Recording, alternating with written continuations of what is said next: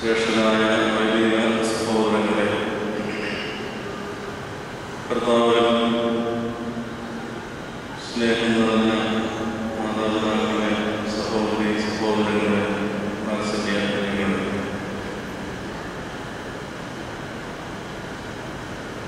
ഒരു സമയം കൂടെ ദിവസത്തിൽ നമുക്ക് ശാന്തമായി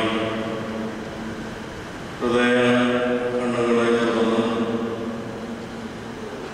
ബാഹ്യമായ നേരങ്ങളെ അടച്ച് ദൈവസന്നിധിയിൽ നമുക്ക് ലഭിച്ചിട്ടുള്ള നന്മകളെ ഓർത്ത് ദൈവത്തെ ഓർമ്മപ്പെടുത്തുവാനാണ് നാം ഈ ആലയത്തിൽ പരിശുദ്ധന്റെ സാന്നിധ്യവും ആത്മീയങ്ങളുമുള്ള ഈ പരിശുദ്ധമായ ആലയത്തിൽ നമ്മളായിരിക്കുന്നത്.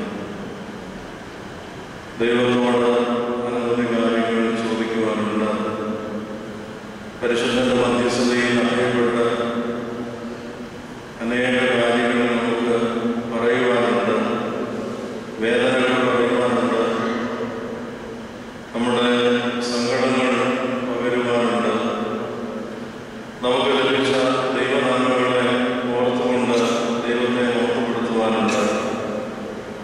നമുക്ക് ലഭിച്ചിട്ടുള്ള നല്ല ആത്മീയ നന്മകൾക്ക് പകരമായി ദൈവസന്നിധിയിൽ കാഴ്ചകൾ സമർപ്പിക്കുവാനായിട്ടാണ് നാം ഓരോ സമയവും ഈ ദൈവത്തിൻ്റെ ആലയത്തിലേക്ക് കടന്നു വരുന്നത്. നാം ആയിരിക്കുന്ന സ്ഥലത്ത് നിന്നുകൊണ്ട് തന്നെ ദൈവത്തോട് നോക്കുന്ന അല്പസമയം ദൈവകാര്യങ്ങൾക്കായി നമ്മുടെ ഹൃദയത്തിന് ഒന്ന് ഇടം കൊടുക്കാം. നമ്മുടെ ബുദ്ധിയെ ഒന്ന് ദൈവത്തിന് വേണ്ടി സമർപ്പിക്കുവാനായിട്ട് ഒന്ന് ആരംഭിക്കാം. ഇതുവരെ നമ്മുടെ ചിന്തകൾ പലതായിരുന്നു എങ്കിൽ ഇവിടെ ദൈവം സംസാരിക്കുന്നതായിട്ട് നമുക്ക് ഒന്ന് അനുഭവപ്പെടാം. ഇന്ന് ദൈവത്തിനോട് പല കാര്യങ്ങളും സംസാരിച്ച് അതിലേത് നല്ല കാര്യമാണ് ഉൾക്കൊണ്ടുകൊണ്ട് ഈ പുണ്യഭൂമിയിൽ നിന്ന് മടങ്ങി പോകുന്നത് നമുക്കൊന്ന് ചിന്തിക്കാം. ദൈവത്തിനോടൊന്നും സംസാരിക്കുന്നില്ല, ഞാൻ എങ്ങനെയാണ് മടങ്ങി പോകുന്നത് എന്ന് ചിന്തിക്കുമ്പോൾ ദൈവം ഒരു വാക്ക് ചിലപ്പോൾ നമ്മോട് ആവശ്യപ്പെടാം. അല്പസമയം കൂടി, അല്പസാവകാശം കൂടി, അല്പ നിമിഷവും കൂടി ഒന്ന് പൂർണ്ണമായി നീ നിന്നെ തന്നെ നെല്ലിൽ സമർപ്പിതമായി ദൈവത്തോട് ചേർന്ന് മടങ്ങി പോകുവാനായിട്ട് ഇടയാകാം. നമുക്ക് നമ്മുടെ ശിരസ്സുകൾ ഇപ്പോൾ ദൈവസന്നിധിയിൽ ഒന്ന് മടക്കാം. ദൈവത്തോട് ഒന്ന് പറയാം, ഞാനിന്ന് ദൈവസന്നിധിയിൽ വന്നിരിക്കുന്നത് എൻ്റെ സങ്കടങ്ങൾ പകരുവാൻ, എനിക്ക് ലഭിച്ച നന്മകളെ ഓർക്കുവാൻ, കാഴ്ചകൾ അർപ്പിക്കുവാനൊക്കെ വന്നിരിക്കുന്നു. ഞാൻ ദൈവത്തോട് സംസാരിക്കുവാൻ കിടക്കുന്നു. അങ്ങ് എന്നോട് എൻ്റെ സംസാരങ്ങളൊന്നും കേൾക്കണമേ, എൻ്റെ അധരങ്ങളുടെ ചലനങ്ങൾ ഉടനെ ശ്രമിക്കണമേ എന്ന് ദൈവത്തോട് പ്രാർത്ഥിക്കണം. കരുണാസമ്പന്നനായ ദൈവമായ കർത്താവേ, ഈ ലോക ജീവിതത്തിൽ ഞങ്ങളാകുമ്പോൾ നിങ്ങൾക്ക് ഭാരങ്ങൾ, പ്രയാസങ്ങൾ, കണ്ണുനീരിൻ്റെ അനുഭവങ്ങൾ ജീവിതത്തിൽ വരുന്നു. ബാഹ്യമായ ഞങ്ങൾ സന്തോഷത്തിൻ്റെ അനുഭവത്തിനാകുന്നുവെങ്കിൽ ഞങ്ങളുടെ ഹൃദയങ്ങളിൽ ചില സ്വകാര്യ ദുഃഖങ്ങൾ ഞങ്ങളെ അലട്ടുന്നുണ്ട്. എല്ലാം ഉണ്ടെന്ന് വിചാരിക്കുമ്പോഴും ചില ദുഃഖങ്ങൾ ഞങ്ങളുടെ ജീവിതത്തിലുണ്ട്. ദൈവമേ, ഞങ്ങളോട് ഇടപെടുമ്പോൾ, ഞങ്ങളോട് സംസാരിക്കുമ്പോൾ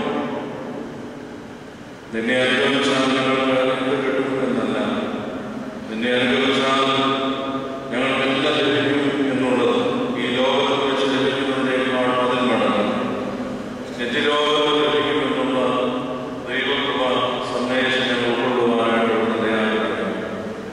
ആത്മീയമായ നന്മകൾ ലഭിച്ചുകൊണ്ട് നിറവുള്ളവരായി കടന്നു പോകുവാനായിട്ട് ദൈവമേ അവിടുന്ന് ഇടയാകട്ടെ.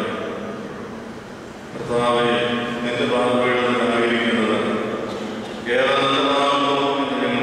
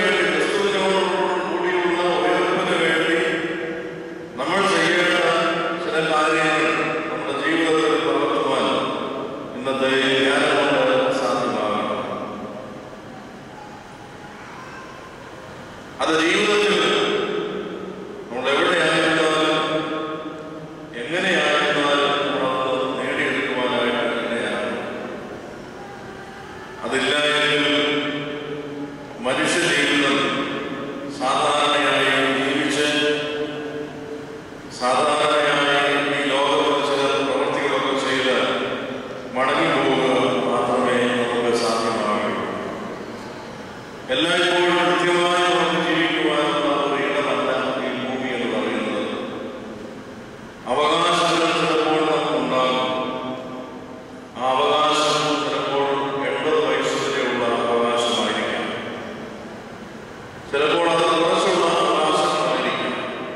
എന്നാൽ ഈ അവകാശത്തിന്മേൽ ഒരു വലിയ അവകാശി എന്റെ മുകളിൽ ഉണ്ട് എന്ന് ആരും ഇന്നത്തെ മനുഷ്യൻ കാണുന്നില്ല. ഇടന്നും മുൻപും പിന്നും നോക്കാതെ ജീവിക്കുന്ന ജീവിതങ്ങളായി മനുഷ്യൻ മാറുകയാണ്. ഇടത്തോട്ട് വലത്തോട്ട് നോക്കിയാൽ ചിലപ്പോൾ നമ്മുടെ സഹായം ആവശ്യപ്പെട്ട് നമ്മുടെ മുഖത്തേക്ക് നോക്കുന്നവരുണ്ടാകും. മുൻപോട്ടോ പിന്നോട്ടോ നമ്മളൊന്ന് നോക്കിയാൽ നമ്മുടെ സഹായത്തിന് വേണ്ടി നമ്മുടെ അവരുടെ ജീവിതത്തിന് വേണ്ടിയുള്ള ചില കൈത്താങ്ങലിന് വേണ്ടി നമ്മളെ പിന്തുടരുന്നവരുണ്ടാകും. ഈ പിന്തുടർച്ച ചിലപ്പോഴൊക്കെ മറന്നുകൊണ്ട് ജീവിക്കുമ്പോഴാണ് ദൈവം നമ്മുടെ ജീവിതത്തിൽ ഇടപെടുവാനായിട്ട് തുടങ്ങുന്നത്. മനുഷ്യന്റെ ജീവിതത്തോട് ഇടപെടുന്നത് ഇപ്രകാരമാണ്. ഇടത്തും വലത്തുമുള്ളവർക്ക് സഹായങ്ങളുടെ കരം പിൻവലിക്കുന്നതിലൂടെ മുൻപും പിന്നും അനുഗമിക്കുന്നവരുടെ ജീവിതങ്ങളുടെ മുഖം തിരിച്ചു കളയുമ്പോഴും അവിടെയൊക്കെ ദൈവതമ്പുരാൻ നമ്മോട് ഇടപെടും. അത് പല രീതിയിൽ ചില കഷ്ടതകളിലൂടെ ഇടപെടുവാൻ തുടങ്ങും. ചില പ്രയാസങ്ങളിലൂടെ ഇടപെടുവാനായിട്ട് നമുക്ക് വേണ്ടി തുടങ്ങും. എന്നാൽ കരങ്ങൾ രണ്ട് വശങ്ങളിലേക്കും തുറന്നുകൊണ്ട് എന്താണ് നിനക്ക് നിന്റെ ആവശ്യം, നിങ്ങളുടെ ആവശ്യം എന്താണെന്ന് മനസ്സറിഞ്ഞ് ചെയ്യുന്നവരാണ് ക്രിസ്തുവിന്റെ അനുകാരികളായി ചെയ്യുന്നത്. എന്താണ് നിന്റെ ആവശ്യം, എന്താണ് ഞാൻ നിന്നെ കൊണ്ട് നിനക്ക് വേണ്ടി ചെയ്തു തരേണ്ടത്, നിങ്ങൾക്ക് വേണ്ടി ചെയ്തു തരേണ്ടത്? ചിലപ്പോൾ തകർത്തവരുടെ ജീവിതങ്ങളാകാം, ചിലപ്പോൾ ജീവിതത്തിൽ അതിദാരുണമായി നെടുവീർപ്പുകൊണ്ട് കണ്ണുനീർ ഒരിക്കൽ പോലും പോരാതെ കണ്ണുനീർ പോകുന്നതായിരിക്കാം. എന്താണ് നിങ്ങളുടെ ആവശ്യമെന്ന് ചോദിക്കുന്നതാണ് യഥാർത്ഥമായ ക്രിസ്തീയതയെന്ന് നാം വിശ്വസിക്കണം. നിഴലുകൾ നമ്മെ അനുഭവിക്കുവാനുണ്ട്. നമുക്ക് ആസ്വദിക്കുവാനും സ്വപ്നങ്ങൾ നമ്മുടെ ജീവിതത്തിലുണ്ട്. പക്ഷേ സ്വപ്നങ്ങളൊക്കെ നടക്കണമെങ്കിലും ആ നടത്തിപ്പ് എൻ്റെ ദൈവം എനിക്ക് എൻ്റെ ജീവിതത്തോട് ഇടപെടുമ്പോഴാണ് ഏറ്റവും നല്ല കാര്യങ്ങൾ ചെയ്തു വരുന്നത്. അങ്ങനെയെങ്കിൽ പഴയ നിയമ പുസ്തകങ്ങൾ രാജാക്കന്മാരുടെ 2-ാം പുസ്തകത്തിലേക്ക് പുതിയ നിയമത്തിന്റെ ഭാഗം കൂടെ ഓർപ്പിച്ച് ഇന്നത്തെ ഞാൻ അവസാനിപ്പിക്കും. ഞാൻ മനുഷ്യ ജീവിതങ്ങളോട് അനേകം പ്രാവശ്യമായി ഇടപെട്ട് ജീവിക്കുന്നു. ആ ഇടപെടൽ ജീവിതത്തിൽ സന്തോഷമുണ്ടാകും. രാജാക്കന്മാരുടെ 2-ാം പുസ്തകം 4-ാം അധ്യായം 1 മുതലുള്ള വേദഭാഗങ്ങൾ നമുക്കൊന്ന് വായിച്ച് ദൈവസന്നിധിയിൽ നമുക്ക് അല്പസമയം ധ്യാനിക്കാം. ഇപ്രകാരം നമ്മളെ ഓർമ്മിപ്പിക്കുകയാണ്. പ്രവാചക ശിഷ്യന്മാരുടെ ഭാര്യമാരിൽ ഒരുത്തി എലീശായോട് നിലവിളിച്ചു, നിന്റെ ദാസനായ എന്റെ ഭർത്താവ് മരിച്ചുപോയി. നിന്റെ ദാസൻ യഹോവഭക്തനായിരുന്നു എന്ന് നിനക്കറിയാമല്ലോ. ഇപ്പോൾ കടക്കാരൻ എന്റെ 2 മക്കളെ പിടിച്ച് അടിമകളാക്കാൻ വന്നിരിക്കുന്നു എന്ന് പറഞ്ഞു. പ്രവാചക ശിഷ്യന്മാരുടെ ഈ എലീശാ പ്രവാചകന്റെ ശിഷ്യന്മാരിൽ ഒരാളുടെ ഭാര്യ വന്ന് പ്രവാചകന്റെ അടുക്കൽ ഉണർത്തിക്കുന്ന ഒന്നാമത്തെ കാര്യമാണ്. കാരണം ദൈവവുമായുള്ള ബന്ധം മാത്രം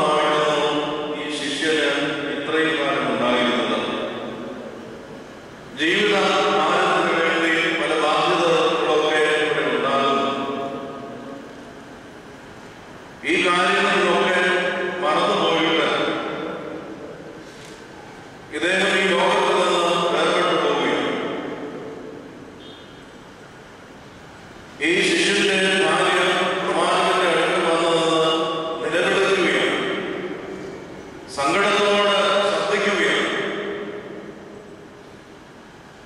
ഈ ശബ്ദത്തിന്റെ അർത്ഥം എലീശായുടെ കാതുകളിലേക്ക് കൊടുക്കുകയാണ്. നിന്റെ ദാസൻ യഹോവ ഭക്തനായിരുന്നു എന്ന് നിനക്കറിയാമല്ലോ. അല്ലയോ പ്രവാചക, നിന്റെ ശിഷ്യനായി നടന്നിട്ടുള്ള നിന്റെ ദാസൻ ഏറ്റവും നല്ല ഒരു ഭക്തനായ മനുഷ്യനായിരുന്നു. അപ്പൊ ഈ ഭക്തനായ ഒരു മനുഷ്യന്റെ ജീവിതത്തിലാണ് ഇത്രയധികം സങ്കടങ്ങളും പ്രയാസങ്ങളുമായി കുടുംബത്തിലേക്ക് വരുന്നത്. നാം വിചാരിക്കുന്ന നമ്മളൊക്കെ സന്തോഷത്തോടുകൂടി ജീവിച്ചു ദൈവത്തെ കേൾക്കുകയാണ്, ദൈവത്തിന്റെ ശബ്ദങ്ങൾ കേൾക്കുകയാണ്, എന്നുള്ള ആരാധനയിൽ സംബന്ധിക്കുകയാണ്, വളരെ ഭക്തിപൂർവ്വം ദൈവസന്നിധിയിൽ ദൈവത്തോട് യാചിക്കുകയാണ്. പൗരോഹിത്യ സ്ഥാനമുള്ളവർ ദൈവത്തോട് എപ്പോഴും പ്രാർത്ഥിക്കുകയാണ്, വിശുദ്ധ കുർബാന അർപ്പിച്ചുകൊണ്ട് പ്രാർത്ഥിക്കുകയാണ്, യഹോവ ഭക്തനായെന്ന് നിലവിളിച്ച് പറയുകയാണ്. എന്നാലും ചില ഭാര്യകൾ ഭക്തനായിരുന്ന മനുഷ്യർക്കും ജീവിതത്തിൽ തങ്ങളുടെ സ്വകാര്യ ജീവിതത്തിൽ, കുടുംബജീവിതത്തിൽ ചില ബാധ്യതകൾ ഉണ്ടായി എന്ന് പ്രവാചകനോട് ഓർപ്പിക്കുകയാണ്.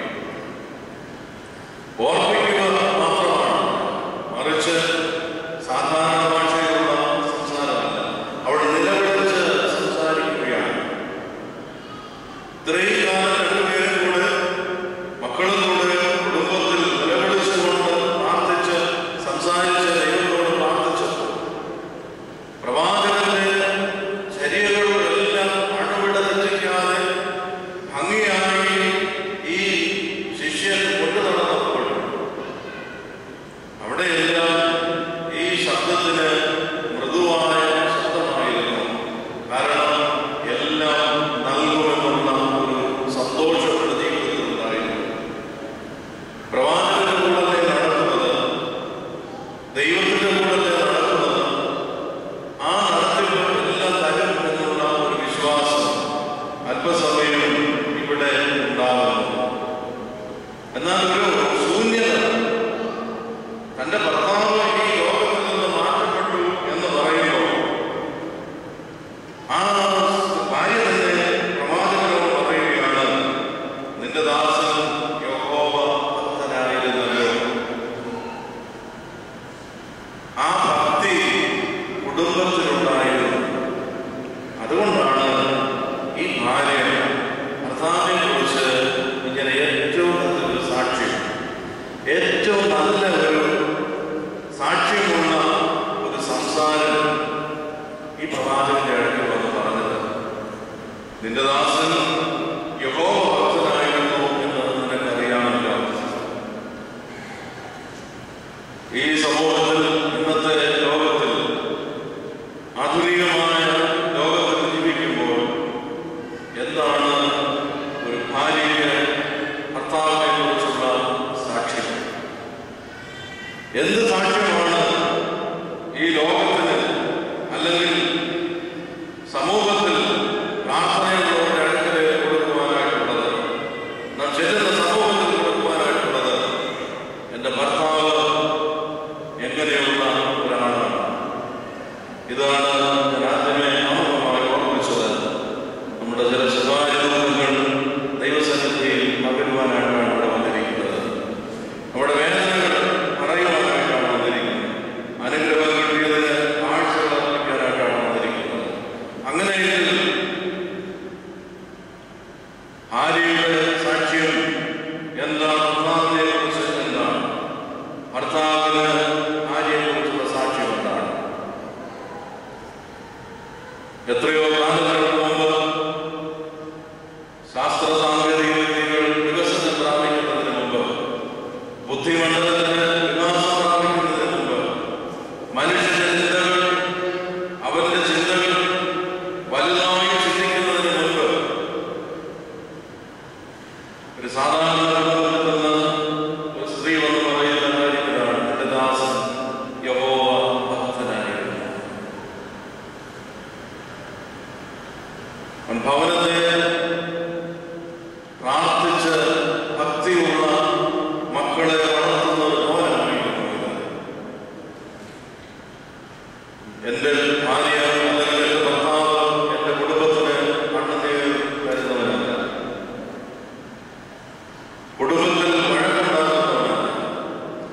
അസ്വസ്ഥത ഉണ്ടാക്കുന്നവരല്ല, പ്രയാസങ്ങൾ ഉണ്ടാക്കുന്നവരല്ല, കുടുംബത്തെ നോക്കാത്തവരല്ല.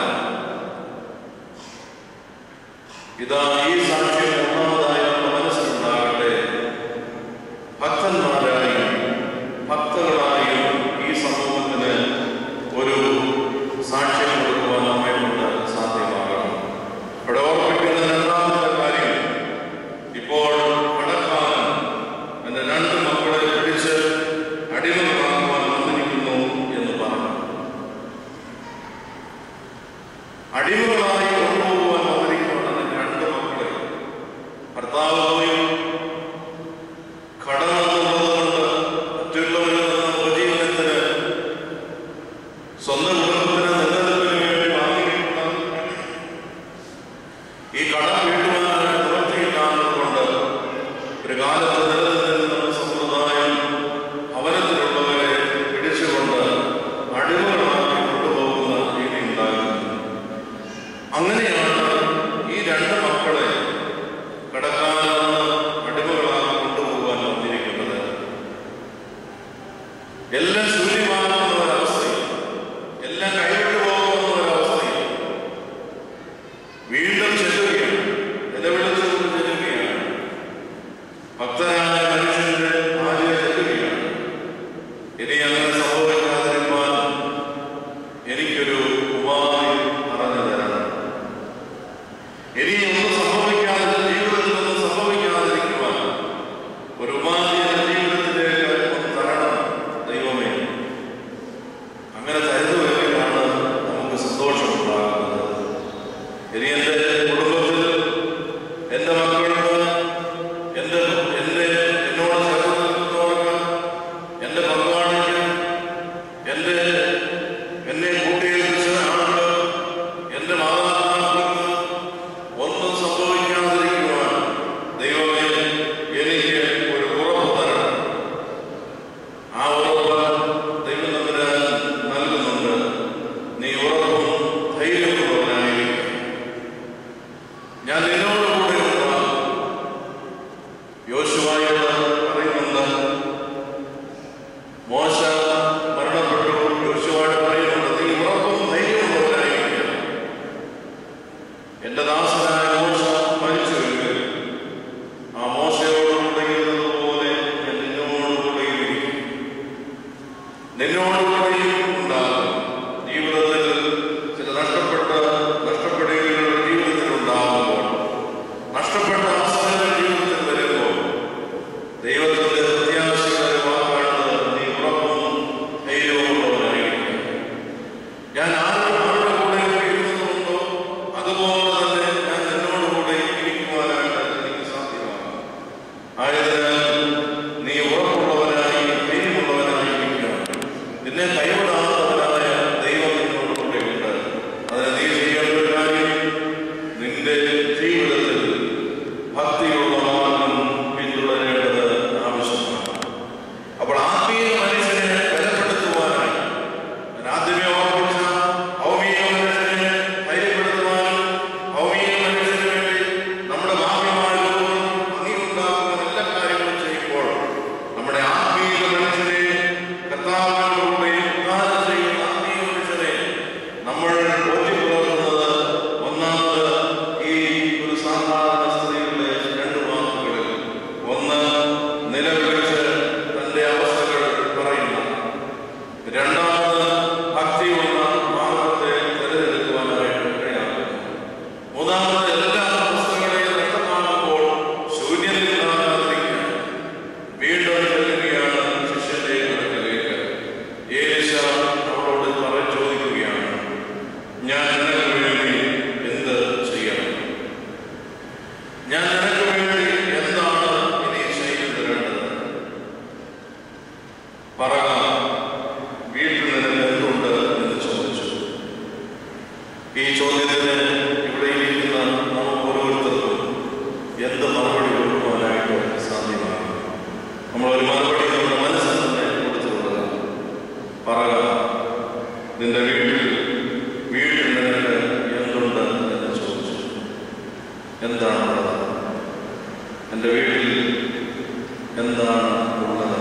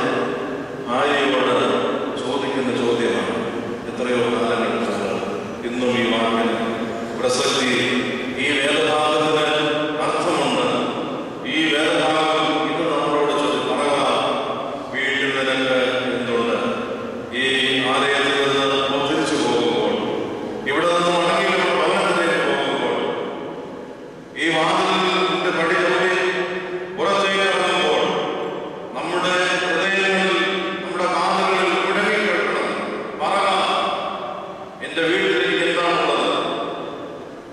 ഞാൻ ചെല്ലുമ്പോൾ എന്നെ സന്തോഷിപ്പിക്കുന്നതാണ്, ഞാൻ ചെല്ലുമ്പോൾ എനിക്ക് എല്ലാം നൽകുന്നതാണ്, എനിക്ക് സ്വാതന്ത്ര്യം നൽകുന്നതാണ്. എന്താണ് വീട്ടിലുള്ളത്? എന്താണ് വീട്ടിലുള്ളത്? ഉള്ള അവസ്ഥ ഇവിടെ ഭംഗിയായി യാതൊരു മറവുമില്ലാതെ, മൂടി വെക്കാതെ, യാതൊരു പരിഭവം കൂടാതെ അവൾ തുറന്ന് പറയുകയാണ്.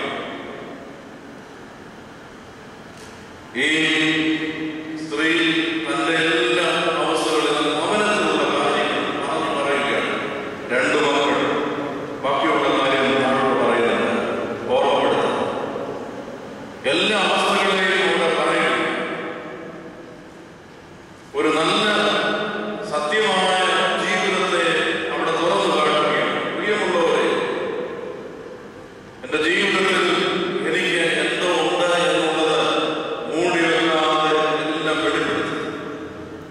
ഇന്നത്തെ കാലത്ത് വെളിപ്പെടുത്തുവാൻ പ്രയാസമാണെങ്കിൽ നമുക്ക് വെളിപ്പെടുത്തുവാനുള്ളത് ദൈവത്തോടാണ്, ദൈവത്തിന്റെ മാർഗത്തോടാണ്. ആത്മീയതയിൽ നമ്മളൊന്നും മറച്ചു വെക്കരുത്. ലോകത്തിലുള്ള നമ്മുടെ സമൂഹത്തിൽ ഇടപെടുമ്പോൾ നമുക്ക് അത് മറച്ചു വെക്കുവാനായിട്ടുണ്ട്. പക്ഷെ ആത്മീയതയിൽ വരുമ്പോൾ നമ്മളൊന്നും മറച്ചു വെക്കരുത്. അങ്ങനെ മറച്ചു വെക്കുന്നത് ദോഷമാണ്. എല്ലാം ഇവിടെ തുറന്നു പറയുകയാണ്. എന്താണ് എന്റെ വീട്ടിലുള്ളത്? ഒരു ഭരണി എണ്ണയല്ലാതെ അടിയന്റെ വീട്ടിൽ മറ്റൊന്നുമില്ല എന്ന് പറഞ്ഞു. ഒരു ഭരണി എണ്ണയല്ലാതെ മറ്റൊന്നുമില്ല. ഭക്തരായി ആത്മീയ മനുഷ്യനെ ബലപ്പെടുത്തേണ്ടതിന്റെ, ആത്മീയ മനുഷ്യനെ പുഷ്ടിപ്പെടുത്തേണ്ടതിന്റെ രണ്ടാമത് ഒരു കാര്യം ഇതാണ്. എല്ലാ കാര്യങ്ങളെയും ആത്മീയതയിൽ വെളിപ്പെടുത്തുകയാണ്. എന്റെ ഭവനത്തിൽ ഒന്നുമില്ല. ഭർത്താവ് പ്രവാചകന്റെ ശിഷ്യൻ. അപ്പോൾ നമ്മളെല്ലാവരും വിചാരിക്കുന്ന ഒരു കാര്യമുണ്ട്, ഏറ്റവും കൂടുതൽ പണമുള്ള ഒരു നല്ലൊരു ഭവനമായിരിക്കും, എല്ലാ കാര്യങ്ങളിലും സമൂഹത്തിൽ നല്ല വിലയുള്ളവരാണ് എല്ലാ കാര്യങ്ങളും. പക്ഷേ ആ ഭവനത്തിലേക്ക് ഒന്ന് ഇറങ്ങി ചെല്ലുമ്പോഴാണ് അവരുടെ ചില സ്വകാര്യ ദുഃഖങ്ങൾ മനസ്സിലാക്കുവാനായിട്ട് സാധ്യമാകുന്നത്. ആ ഭവനത്തിന്റെ അവസ്ഥകളിലേക്ക് ഇറങ്ങി ചെല്ലുമ്പോൾ എല്ലാം ഉണ്ടല്ലോ. ഇന്ന് നമുക്കെല്ലാം സന്തോഷിക്കുന്നതിന് അവസരങ്ങളുണ്ട്, എല്ലാ കാര്യങ്ങളും നമ്മുടെ ജീവിതത്തിലുണ്ട്. പക്ഷേ ആ ജീവിതത്തോട് ഒന്ന് സമീപിക്കുമ്പോഴാണ്, ജീവിതത്തോടൊന്ന് സംസാരിക്കുമ്പോഴാണ്, അവിടെയാണ് ചില ദുഃഖങ്ങൾ താൻ പണിയപ്പെട്ട ഭവനത്തേക്കാൾ വലുതാണെന്ന് തോന്നുന്നത്. താൻ ഇടപെടുന്ന സംസാരങ്ങൾ, താൻ ഇടപെടുന്ന മാർഗങ്ങളേക്കാൾ വലുതാണെന്ന് നമുക്ക് തോന്നുന്നത്. എന്താണ് അതിന്റെ പ്രതിവിധി? എന്താണ് അതിന്റെ അടിസ്ഥാനം? എല്ലാവരിൽ നിന്ന് ഇങ്ങനെ ഒഴുക്കിന് അനുസരിച്ച് നീന്തിപ്പോകുന്ന ഒരു ലോകമാണ് ഇന്നത്തെ. എവിടേക്കാണോ അവിടേക്ക് തന്നെ ഇങ്ങനെ പൊക്കോണ്ടിരിക്കും. അങ്ങനെ പോകുന്ന രീതിയാണ് ഇന്ന് മനുഷ്യന് ഉള്ളത്. അത് എവിടെയാണെങ്കിലും ഇന്ന് കേരളത്തിൽ നല്ല ഒരു കാലം കഴിഞ്ഞ ഒരു സമയമാണ്. ആ സമയത്ത് ഇന്ന് നമുക്ക് വെളിപ്പെടുന്ന ചില കാര്യങ്ങളൊക്കെ എന്താണെന്ന് നമ്മൾ ചിന്തിക്കാം. 8ാം ക്ലാസ് പഠനം നടത്തുന്നവൻ മുതൽ അവന്റെ ജീവിതത്തിൽ ആരംഭിക്കുകയാണ്, അവന്റെ ജീവിതത്തിൽ പിന്തുടരുകയാണ് ഏറ്റവും മാരകമായ ലഹരി പദാർത്ഥങ്ങളുടെ ഉപയോഗം. ഈ ഉപയോഗം നിമിത്തം അവന് നഷ്ടമാകുന്നത്, അവന്റെ ജീവിതത്തെ നഷ്ടമാകുന്നു, നല്ല സ്നേഹിതരെ നഷ്ടമാകുന്നു, അവനെ ലാളിച്ചു വളർത്തുന്ന മാതാപിതാക്കൾക്ക് അവനെ വെറുപ്പാകുന്നു, അവൻ നല്ല സമൂഹത്തിലേക്കാണ് ചെല്ലേണ്ടത്, ആ സമൂഹം തള്ളപ്പെടുകയാണ്. അങ്ങനെ എല്ലാ കാര്യങ്ങളിലും ഒറ്റപ്പെടുന്ന ഒരവസ്ഥയിലേക്ക് നീങ്ങുകയാണ്. ഇവിടെയാണ് മനുഷ്യൻ ഏകാന്തതയിൽ ജീവിക്കുവാനായിട്ട് തുടങ്ങുന്നത്. അവിടെ നിന്ന് രക്ഷപ്പെടുവാനുള്ള മാർഗം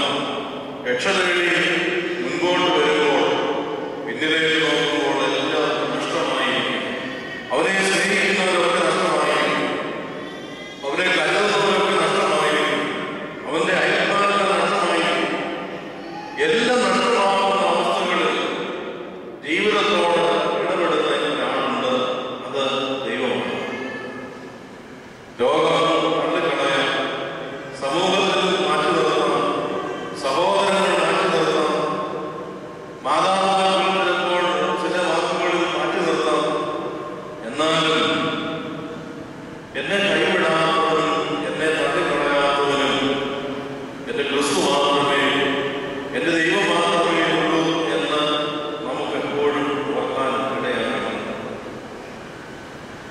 അധികമായി ലോകത്തെ സ്നേഹിക്കുന്നവർക്ക് പാഠമാക്കണം. അധികമായി ഓരോ കാര്യങ്ങളെയും സ്നേഹിക്കുന്നവർക്ക് ഇടയാകണം. എന്നെ സ്നേഹിക്കുവാനും എന്റെ കൈപിടിച്ച് നടത്തുവാനും എന്നെ ഇഷ്ടപ്പെടുവാനുമുള്ള, എന്നെ നടത്തി നയിക്കുവാനുമുള്ള ഒരാളുണ്ട്. അതെന്റെ ക്രിസ്തുവാണ്. പറയാം, വീട്ടിൽ നിനക്ക് എന്താണ് ഉള്ളത്? ഒരു ഭരണിയിൽ എണ്ണയല്ലാതെ മറ്റൊന്നും എൻ്റെ ജീവിതത്തിൽ, എൻ്റെ ഭവനത്തിൽ ഇല്ല. എൻ്റെ ഭവനത്തിലില്ല.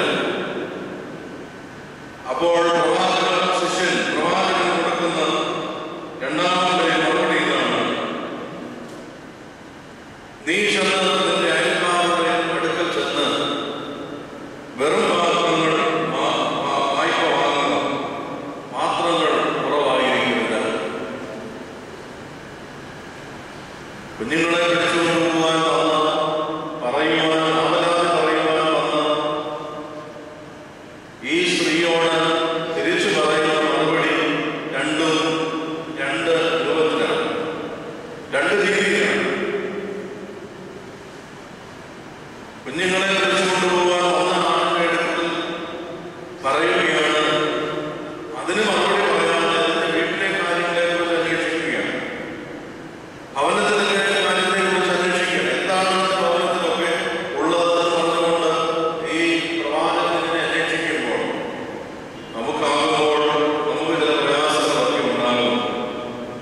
ഇന്നത്തെ മനുഷ്യരെ കുറിച്ച് ഓർക്കുമ്പോൾ, എന്നെ നിങ്ങളെ കുറിച്ചൊക്കെ ഓർക്കുമ്പോൾ, ഇന്ന് നമ്മളൊക്കെ പെട്ടെന്ന് പറയുന്നത്, പെട്ടെന്ന് ദേഷ്യപ്പെടുന്നത്, ഏറ്റവും പെട്ടെന്ന് എനിക്ക് കോപം വരുമെന്ന് പറയാറുണ്ട്. ഈ പ്രവാചകൻ ഇന്നാണ് നമ്മളോട് പറയുന്നത്, നമുക്ക് പെട്ടെന്ന് കോപം ഉണ്ടാകും. കാരണം ഞാൻ പറഞ്ഞത് ഒന്ന്, എന്നോട് പറയുന്നത് വേറൊന്ന്. ഞാൻ ചോദിച്ചതിനല്ല എനിക്ക് മറുപടി ലഭിക്കുന്നത്.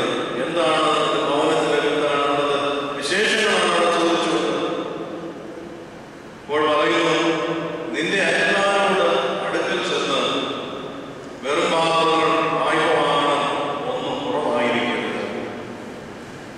കുറവാക്കുവാനായിട്ട് ഇടയാകരുത്. കാരണം ഭക്തനായ മനുഷ്യന്റെ കുടുംബം തന്റെ അയൽവക്കക്കാരോട് നല്ല ബന്ധം പുലർത്തിയിരുന്നതായി കാണുന്നു.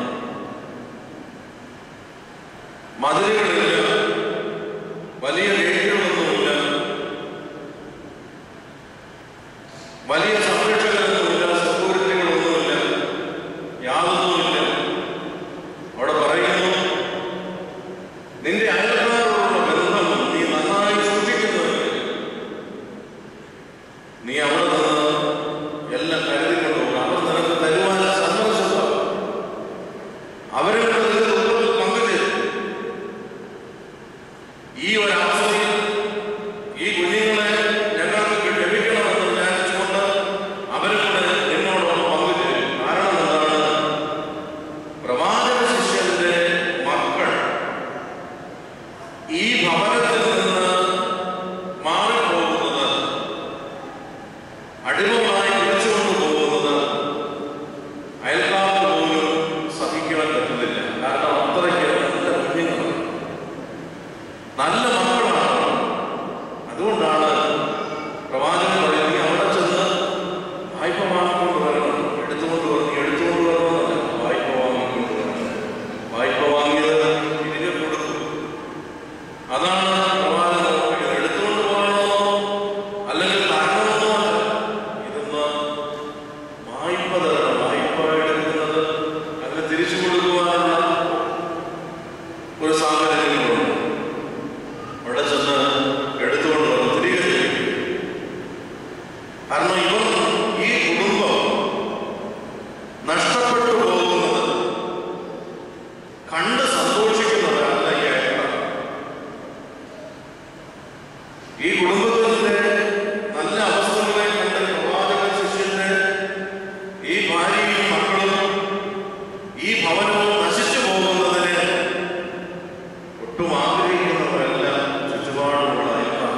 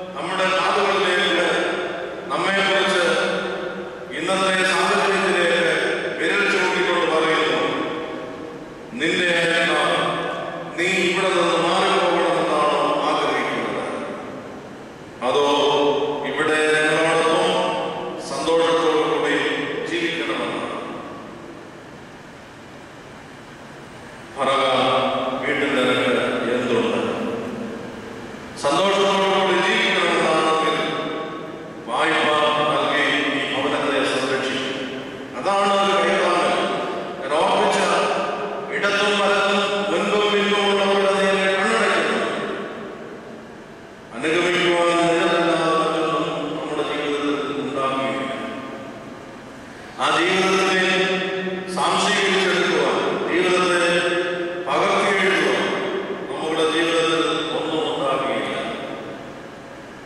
ലോകത്തിൽ നിന്ന് മാറ്റപ്പെടുമ്പോൾ നമ്മെക്കുറിച്ച് ഓർക്കുവാൻ നല്ല കാര്യങ്ങൾ, നല്ലത് ഈ ലോകത്തിൽ അവശേഷിപ്പിക്കും.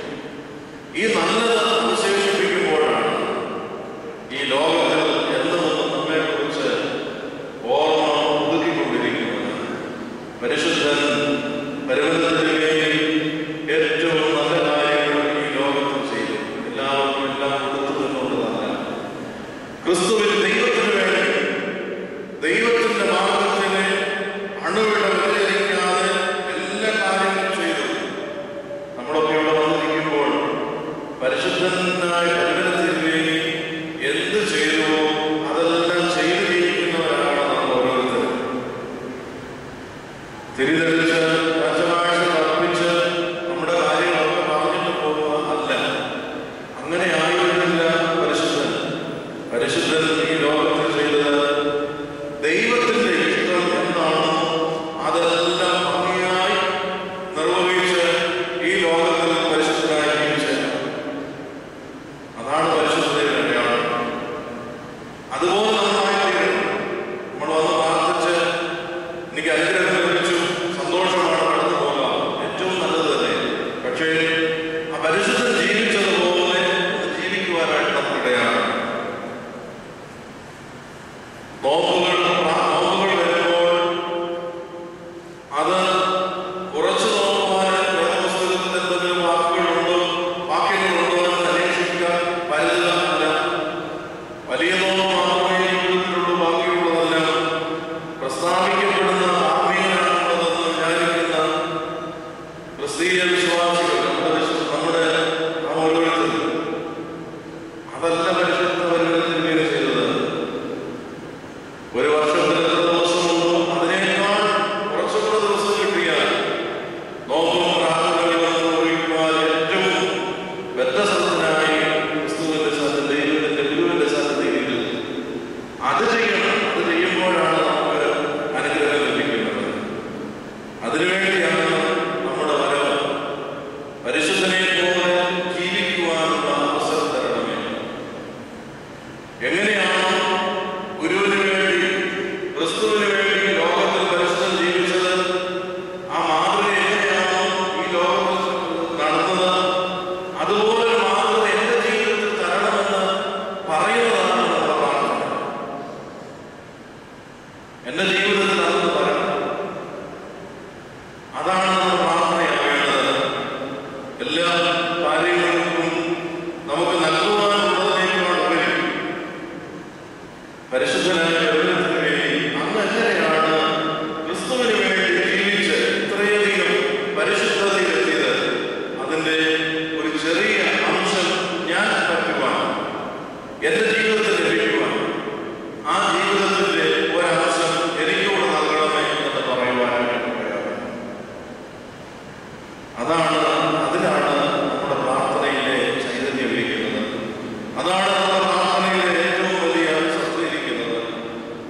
ആയതിനാൽ തന്റെ അയൽക്കാരുടെ അടുത്ത് പോയി വായ്പ വാങ്ങുവാൻ പോകുന്ന ഈ പ്രവാചക ശിഷ്യന്റെ കാര്യം എന്തിനു വേണ്ടിയാണ് ചോദിച്ചത് എന്ന് പറഞ്ഞത് വേറൊന്നാണെങ്കിൽ രണ്ടാമത് ഓർപ്പിക്കുകയാണ്. അവിടെ ചെന്നെല്ലാം വാങ്ങിച്ചുകൊണ്ട് വന്ന് തന്റെ മക്കൾ, പിന്നെ നീയും നിന്റെ മക്കളും അകത്ത് കയറി വാതിലടച്ച പാത്രങ്ങളിലൊക്കെ പകർന്ന് നിറഞ്ഞത് ഒരു ഭാഗത്തേക്ക് മാറ്റിവെക്കുക എന്ന് പറഞ്ഞു. അങ്ങനെ ചെയ്തു. ഇതെല്ലാം ഈ എണ്ണയെല്ലാം കൊണ്ട് വിറ്റ് പഴങ്ങളൊക്കെ വീട്ടി പിന്നീട് എന്റെ അവസാന ഭാഗത്തേക്ക് 7-ാമത്തെ വാക്യത്തിൽ അവൾ ചെയ്യുന്നത് ദൈവപുരുഷനോട് വസ്തുത അറിയിച്ചു. ലഭിച്ചത് എല്ലാം കൊടുത്ത് സംതൃപ്തിയായി മനസ്സമാധാനമായി ജീവിക്കുവാനുണ്ട് എങ്കിലും ഈ മനസ്സമാധാനവും ജീവിക്കുവാനുള്ള ഒരു നല്ല സാഹചര്യം നൽകിയ ആളിന്റെ അടുക്കലേക്ക്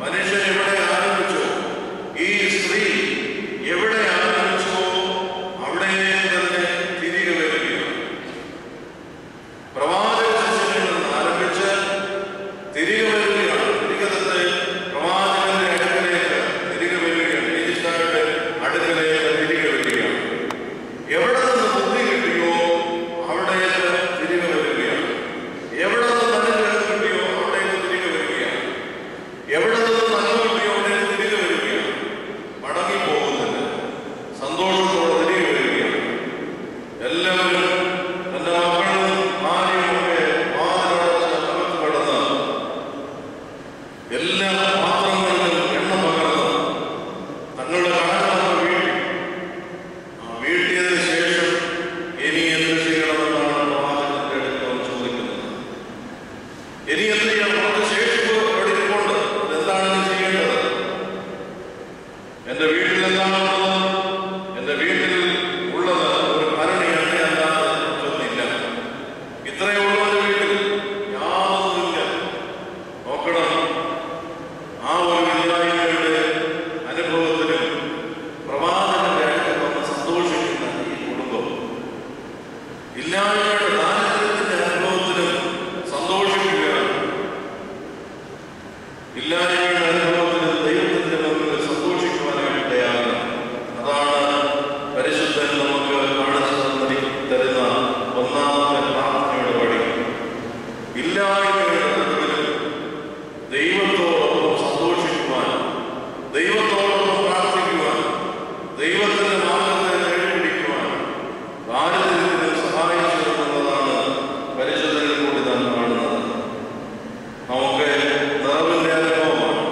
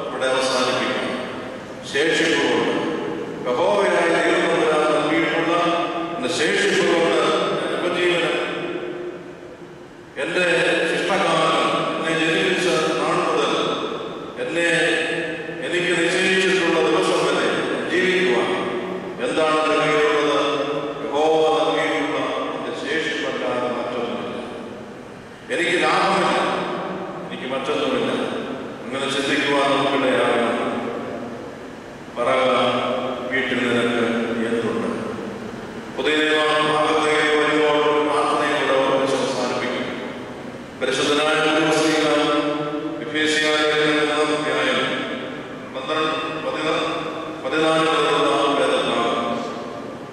പരിചിതമായ വേദഭാഗം കേട്ടിട്ടുള്ളതുമാണ്. പൗലോസ്ലീഹായുടെ ഹൃദയം തോന്നിയുന്ന പ്രാർത്ഥനകൾ വീട്ടിൽ നിനക്ക് എന്തുണ്ടെന്ന് ചോദിക്കുമ്പോൾ ഈ ഭാഗവും കൂടെ എന്നോട് ചേർത്ത് വെക്കും. എന്താണ് നമ്മുടെ ഭവനത്തിലുള്ളത്? പൗലോസ്ലീഹ ഇതാ നമുക്ക് വേണ്ടി നൽകുകയാണ്. ഒരു ദിനമാനങ്ങളുടെ ശബ്ദത്തോടു കൂടി നമ്മുടെ ഹൃദയങ്ങളിലേക്ക് ആഞ്ഞടിച്ചുകൊണ്ട് വരികയാണ്. ഒന്നാമത്തെ ഭാഗം, അത് നിനക്ക് സ്വർഗത്തിലും ഭൂമിയിലുമുള്ള സകല കുടുംബത്തിലും വേറൊരുവാൻ കാരണമായ പിതാവിന്റെ സന്നിധിയിൽ മുട്ടുകുത്തുന്നു. പറക, എന്റെ വീട്ടിൽ എന്തുണ്ട്? സ്വർഗത്തിലും ഭൂമിയിലുമുള്ള സകല കുടുംബത്തിലും വേറൊരുവാൻ കാരണമായ പിതാവിന്റെ സന്നിധിയിൽ മുട്ടുകുത്തുന്നു. എന്റെ വീട്ടിലുള്ളത് ഇതാണ്. എന്റെ അകത്തെ മനുഷ്യനെ ബലപ്പെടുത്തുവാൻ, ആത്മീയ മനുഷ്യനെ ബലപ്പെടുത്തുവാൻ, സകല കുടുംബത്തിനും ബലപ്പെടുവാനുള്ള എന്റെ ദൈവത്തിന്റെ മുമ്പിൽ ഞാൻ മുട്ടുകുത്തുകയാണ്. ഞാൻ മുട്ടുകുത്തി പ്രാർത്ഥിക്കുകയാണ്. ഇതാണ് എന്റെ ഭവനത്തിലുള്ളത്. ഭക്തനായ മനുഷ്യന്റെ ഭവനത്തിലുള്ളത്. ഒരു ഭരണിയിൽ എണ്ണയില്ലാതെ നടക്കുന്നില്ല എങ്കിൽ എന്റെ ഭവനത്തിലുള്ളത് ഞാനിതാ വെളിപ്പെടുത്തുന്നു. ഞാൻ എന്റെ ക്രിസ്തുവിൽ ദൈവത്തിന്റെ അടുക്കൽ മുട്ടുകുത്തുന്നു. എന്തിനു വേണ്ടി? സ്വർഗത്തിലും ഭൂമിയിലുമുള്ള സകല കുടുംബത്തിനും പേരുവാൻ ദൈവസന്നിധിയിൽ മുട്ടുകുത്തുകയാണ്. എന്റെ എല്ലാ കാര്യങ്ങളും മുട്ടുകുത്തുക എന്നുള്ളത് പറയുന്നത് ഞാൻ ഒരാൾക്ക് കീഴ്പ്പെടുന്നു എന്നുള്ളത്. കീഴ്പ്പെടുക എന്നുള്ളത് എന്നെ മുഴങ്ങാനും നടക്കുമ്പോൾ ഞാൻ ദൈവസന്നിധിയിൽ കീഴ്പ്പെടുകയാണ്. ഞാൻ നിവർന്നു നിൽക്കുമ്പോൾ ഞാൻ ആരെയും ഭയമില്ലാതെ, ആരുടെയും അടുക്കൽ ലജ്ജ കൂടാതെ, കീഴ്പ്പെടുവാൻ മനോഭാവമില്ലാതെ നേരെ നിൽക്കുവാനുള്ള സാഹചര്യം മാത്രമേ എന്റെ ജീവിതത്തിലുള്ളൂ. അഹങ്കാരം. ഞാൻ മുട്ടുകുത്തുന്നു എങ്കിൽ ഞാൻ ഏത് അവസ്ഥകളിലും മുമ്പാകെ കീഴ്പ്പെടുകയും ഇവിടെ ഞാൻ കീഴ്പ്പെട്ടു നിൽക്കുകയാണ്. ഞാൻ മുട്ടുകുത്തി പ്രാർത്ഥിക്കുന്നത് ദൈവസന്നിധിയിൽ എന്നെ തന്നെ കീഴ്പ്പെടുത്തി, എന്നെ തന്നെ വിധേയനാക്കി നിൽക്കുകയാണ്. ഇനി എന്നിൽ യാതൊരു അഹങ്കാരങ്ങളോ അലസതകളോ ദുഷ്പ്രേരണകളോ ഭാഗ്യമായ ചിന്തകളോ ഒന്നും എന്റെ ജീവിതത്തിലില്ല. ഞാനൊരു ഭക്തനായ മനുഷ്യനായി മാറുവാൻ പോവുകയാണ്. നിലവിളിയുടെ ശബ്ദത്തിന് ഞാൻ മാറുകയാണ്. ഭക്തനായി മാറുകയാണ്. എങ്ങനെ? സകല കുടുംബത്തിനും വേറൊരുവൻ. എനിക്ക് വേണ്ടി മാത്രമല്ല, സകല ഗോത്രങ്ങളും സകല വംശങ്ങളും ഓരോ സ്ത്രീ പ്രാർത്ഥിക്കുന്ന പ്രാർത്ഥനയുടെ ശബ്ദങ്ങൾ എല്ലാവർക്കും വേണ്ടി ഞാൻ ഇതാ പിതാവിന്റെ സന്നിധിയിൽ മുട്ടുകുത്തുന്നു. ഞാൻ കീഴ്പ്പെടുകയാണ്. ഞാൻ എന്നെ തന്നെ വിധേയപ്പെടുത്തി കൊടുക്കുകയാണ്. ആയതിനാൽ രണ്ടാമത്തെ അവൻ തന്റെ മഹിത്വത്തിന്റെ ധനത്തിലെത്തവണ്ണം അവന്റെ ആത്മാവിനാൽ നിങ്ങൾ അകത്തെ മനുഷ്യനെ സംബന്ധിച്ച് ശക്തിയോടെ ബലപ്പെടണം. അകത്തെ മനുഷ്യൻ ശക്തിയോടെ ബലപ്പെടുവാനായിട്ട് ഇടയാകണം.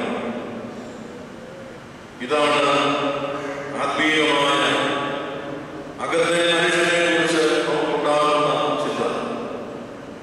ഭാഗ്യമായ മനുഷ്യന്റെ ആനന്ദയെ ബലപ്പെടുത്തി നമ്മുടെ മജ്ജകളും മാംസങ്ങളും എല്ലുകളും എല്ലാം ശക്തിയുള്ളതാണ്. പക്ഷെ എന്റെ അകത്തെ മനുഷ്യനെ എഴുന്നേൽക്കുവാനായിട്ട് സാധ്യമാണ്. എന്റെ അകത്തുള്ള എന്റെ ആത്മീയ മനുഷ്യൻ, ഭൗമിക മനുഷ്യൻ, ആത്മീയ മനുഷ്യൻ ഒന്ന് എഴുന്നേറ്റ് നിൽക്കുവാനായിട്ട് സാധ്യതയുണ്ടോ?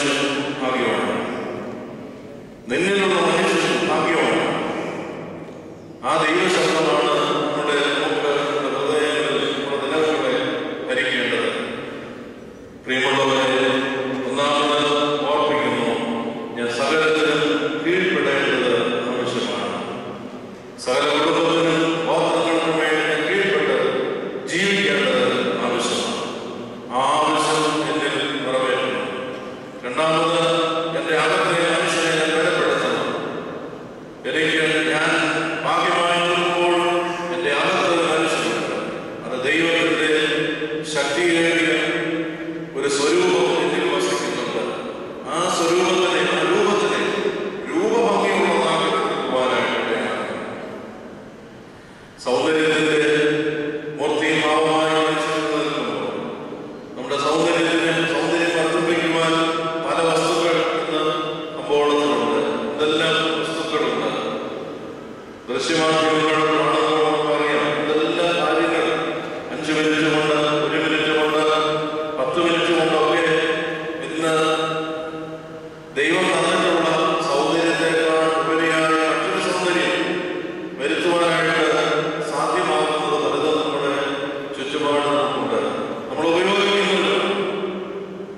എന്നാൽ ഇതെല്ലാം വ്യക്തമായി കാണുന്നു എന്ന് നമ്മൾ ചിന്തിക്കണം.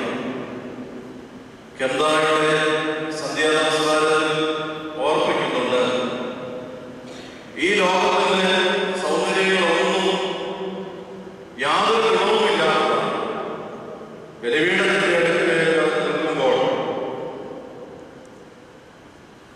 പിതാക്കന്മാർ കാണുന്ന സൗന്ദര്യം ഇതാണ്. എന്റെ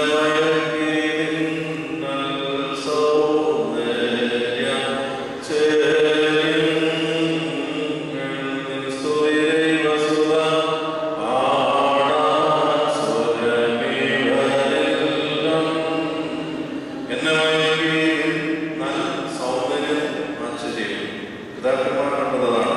അതാണ് സൗന്ദര്യം. എൻ്റെ സൗന്ദര്യം ഈ ലോകത്ത് വ്യർത്ഥമാണ്. അത്ര കൊണ്ട് ഞാനതിൽ ലയിച്ചു പോകും. ഞാനതുകൊണ്ട് അതിൽ ഇഴുകിച്ചേരുകയാണ്. അതിൽ നിന്ന് എനിക്ക് മാറ്റം ഉണ്ടാകുവാൻ സാധ്യമല്ല. അവിടെ യാതൊരു സൗന്ദര്യവർദ്ധക വസ്തുക്കളും ഉപയോഗിക്കുന്നില്ല, യാതൊന്നും ഉപയോഗിക്കുന്നില്ല. പക്ഷെ പിതാക്കന്മാർ ക്രിസ്തുവിന്റെ മുഖത്തെ കാണുകയാണ്. ഈ സൗന്ദര്യം എന്നെ മയക്കിയിരിക്കുകയാണ്. ഞാനതിൽ ഇഴുകിച്ചേരുകയാണ്. ആയതിനാൽ അകത്തെ മനുഷ്യനെ ബലപ്പെടുത്തണമെന്ന് ആഗ്രഹമുണ്ടെങ്കിൽ തീർച്ചയായും ദൈവസന്നിധിയിൽ ഗോത്രങ്ങൾക്കും സ്വർഗത്തിലും ഭൂമിയിലുമുള്ള സകല കുടുംബത്തിനും പേര് വരുവാനൊക്കെ ദൈവസന്നിധിയിൽ നാം ഒക്കെ കീഴ്പ്പെട്ട് വിധേയരാണ്. മൂന്നാമത് ഓർപ്പിക്കുന്ന 19ാമത്തെ വാക്യം, പരിജ്ഞാനത്തെ കവിയുന്ന ക്രിസ്തുവിന്റെ സ്നേഹത്തെ അറിയാൻ പ്രാപ്തരാക്കി ദൈവത്തിന്റെ എല്ലാ നിറവുകളും നിറഞ്ഞു വരികയും വേണമെന്ന് പ്രാർത്ഥിക്കുന്നു. ദൈവത്തിന്റെ നിറവാണ് ആവശ്യം. ദൈവ നിറവിനോടോ നിറഞ്ഞു വരുവാനായിട്ട് പ്രാർത്ഥിക്കുന്നു. ഈ 2 ഭാഗങ്ങൾ, പഴയ നിയമഭാഗവും ഈ പുതിയ നിയമഭാഗവും നമ്മളൊന്ന് ഓർത്തെടുക്കുമ്പോൾ ഇത് രണ്ടും 2 ധ്രുവങ്ങളിൽ നിന്നുകൊണ്ട് ശ്രദ്ധിക്കാതെ ഒറ്റ കാര്യങ്ങളിൽ ഒരേ ഭാഗത്ത് നിന്നുകൊണ്ട് കാണുമ്പോൾ അറിയാൻ വീട്ടിൽ നിനക്ക് എന്താണ് ഉള്ളത്? ഞാൻ ദൈവത്തിന് കീഴ്പ്പെട്ട് ജീവിക്കുന്നത്, ദൈവത്തിന് കീഴ്പ്പെട്ട് ജീവിക്കുന്നവരാണ്. സകല കുടുംബത്തിനും പേർ വരുവാൻ്റെ ഗുണം ദൈവസന്നിധിയിൽ മുട്ടുകുത്തി പ്രാർത്ഥിക്കുന്നു. എൻ്റെ അയൽക്കാരോടുള്ള ബന്ധം ഞാൻ എന്നും നിലനിൽക്കണം എന്നാണ് ആഗ്രഹിക്കുന്നത് എങ്കിൽ ഞാൻ എൻ്റെ അകത്തെ മനുഷ്യനെ ഒന്ന് ബലപ്പെടുത്തി ജീവിക്കണം. മൂന്നാമത് ഓർമ്മിക്കുന്നത്, നിന്റെ ഉപജീവനം ശേഷിച്ചുകൊണ്ട് ഉപജീവനം കഴിക്കണം. ലാഭം കൊണ്ടല്ല ഉപജീവനം കഴിക്കേണ്ടത്, ശേഷിച്ചുകൊണ്ട്. നീ എല്ലാവർക്കും കൊടുത്തതിനുള്ള ദൈവം തന്നതിന് എല്ലാവർക്കും കൊടുത്തു. ഇവിടെ നീ അത്ഭുതങ്ങളൊന്നും നടത്തിയില്ല. അനുസരണം മാത്രമേ ഉണ്ടായിരുന്നു. അത് മാത്രമേ പ്രവാചകന്റെ അടുക്കൽ കുടുംബം ചെയ്തുള്ളൂ. അനുസരണം മാത്രമേ ഉണ്ടായുള്ളൂ. പറഞ്ഞതുപോലെ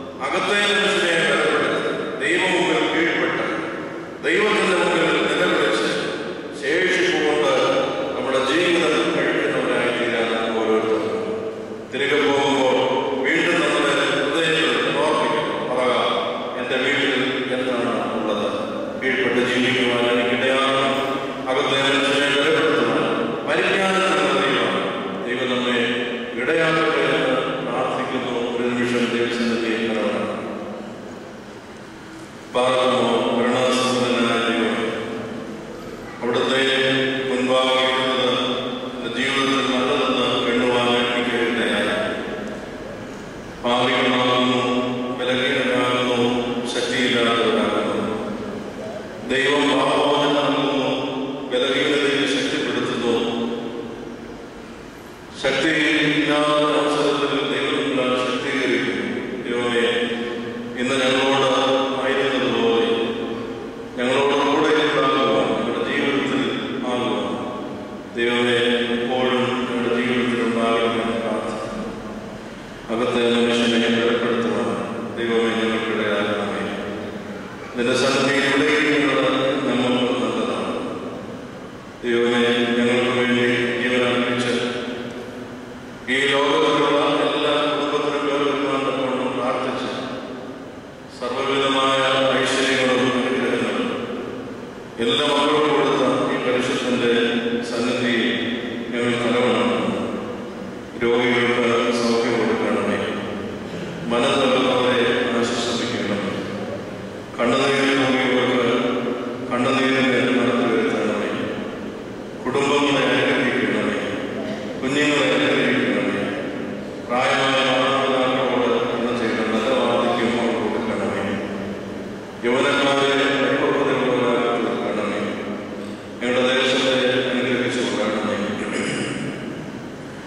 ദൈവമേ, ഞങ്ങളുടെ സഭയെ നയിച്ചു നടത്തുന്ന പ്രധാന മേലധ്യക്ഷനെയും അധ്യക്ഷന്മാരെയും പുരോഹിതന്മാരെയും എല്ലാം അവിടുന്ന് അനുഗ്രഹിക്കണം. പരിശുദ്ധാത്മാവിൽ ഈ സഭയുടെ പ്രവർത്തനങ്ങൾ നടത്തുവാൻ ദൈവം അവർക്ക് ആയുസ്സും ആരോഗ്യവും തരണമേ.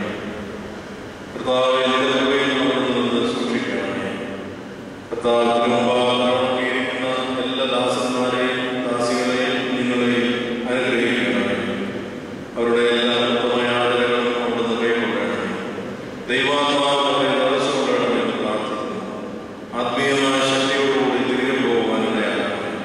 ആത്മീയമായ അവർക്ക് കൊടുക്കണമേ. പരിശുദ്ധാത്മാവിന്റെ ശക്തി അവർക്ക് പകർന്നു കൊടുക്കണമേ. കർത്താവെ, ഇതിന്റെ സന്നിധിയിൽ നിന്ന് മടങ്ങിപ്പോകുമ്പോൾ ഞങ്ങളുടെ ഭവനത്തിൽ എന്തുണ്ട് എന്ന് ഞങ്ങൾക്ക് അറിയുകയാണ്. ദൈവമുണ്ടോ എന്ന് ഞങ്ങൾക്ക് അറിയില്ല. ഞങ്ങളുടെ ഭവനത്തിൽ ഭവനം ദൈവമുള്ള ഭവനമായി, ദൈവത്തിന്റെ വാസസ്ഥാനമായി, ആലയമായി മാറ്റി തീർക്കണമെന്ന് പ്രാർത്ഥിക്കുന്നു. ഞാനും എൻ്റെ കുടുംബവും ഞങ്ങളെ യഹോവയെ സേവിക്കുമെന്ന് വിശ്വാസപൂർവ്വം പറയുവാൻ ഞങ്ങൾക്കറിയാം. ഞങ്ങളിൽ നിന്ന് വാങ്ങിപ്പോകുന്നത് അബ്രഹാമിന്റെ ഭവനങ്ങളിൽ വിശ്രമം കൊടുക്കണമേ. പിതാവിന്റെയും പുത്രന്റെയും ജീവനുള്ള പരിശുദ്ധമായ നാമത്തിൽ തന്നെ